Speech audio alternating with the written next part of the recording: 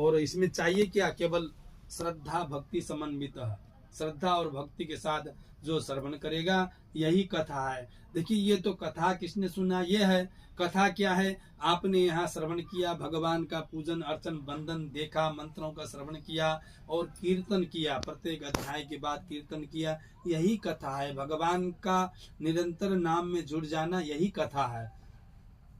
तो कहा कि दुख शोकादि शमनम धन धान्य प्रवर्धनम, दुख आदियों का शोक का शमन करने वाला, शोक को नाश करने वाला, धन को बढ़ाने वाला और पुत्र पौत्रादि को देने वाला, और इतने ही नहीं सौभाग्य संतति करम, सौभाग्य को वृद्धि करने वाला, ऐसा ये व्रत है तो छोटा लेकिन बहुत पुण्य फलदायक है। सौभाग्य सर्वत्र विजय प्रदम, और इसको श्रवण करने से विजय प्रदान होता है। कहीं भी आप अटक गए हो, परेशानी में हो, कथा श्रवण कर लें। कथा श्रवण करने के लिए दो चीज की बहुत जरूरी होती है, श्रद्धा और भक्ति समन्वित।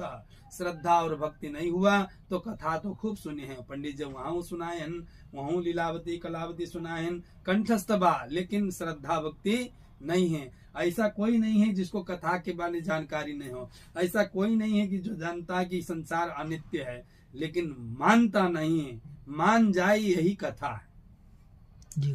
तो भगवान ने कहा कि इस प्रकार श्रद्धा भक्ति के साथ जो इस प्रकार कथा श्रवण करेगा उसको यह पुण्य सब मिलेगा। अब नारद जी ने पूछा, भगवान आपने कहा फल तो मिलेगा, क्या प्रमाण है, किसको मिला है फल बताइए। अब जाकर के भगवान कहते हैं, काशीपुर नाम का गांव था, एक निर्धन ब्राह्मण रहता था, वो एक दिन भिक्षा के लिए जा रहे थे।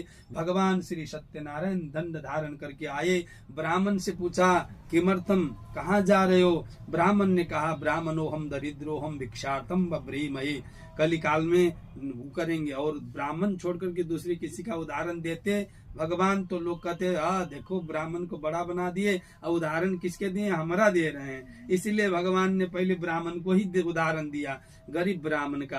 ठीक है, तो ब्राह्मण ने कहा मैं ब्राह्मण हूँ, गरीब हूँ, भिक्षा के लिए जा रहा हूँ, जो भी भिक्षा मिल जाती है उसी से मैं अपना भरण पोषण करता हूँ। देखिए हम आप सब भिक्षा करते हैं, कोई नहीं है दाता, केवल राम है। हम सब तो भिखारी हैं। किसी का भिक्षा एक महीने में इकट्ठा आता है, किसी का रोज आता है, किसी का हफ्ता में आता है, और अपनी अपनी पात्र हैं। किसी की भिक्षा पात्र बड़ा है तो खूब इकट्ठा मिल जाता है, किसी का छोटा है। गिलास लेकर के दूध लेने जाएंगे तो एक गिलास ही मिलेगा और ज्यादा तो आएगा नहीं। हमारी कर्म अनुसार पात्र है। देखिए हमारे कितना धन मिलना है, कितना सुख मिलना है, कितना समृद्धि मिलना है, ये सब लिख के आया हुआ है। हम उसको कुछ भी ऊपर नीचे नहीं कर सकते हैं।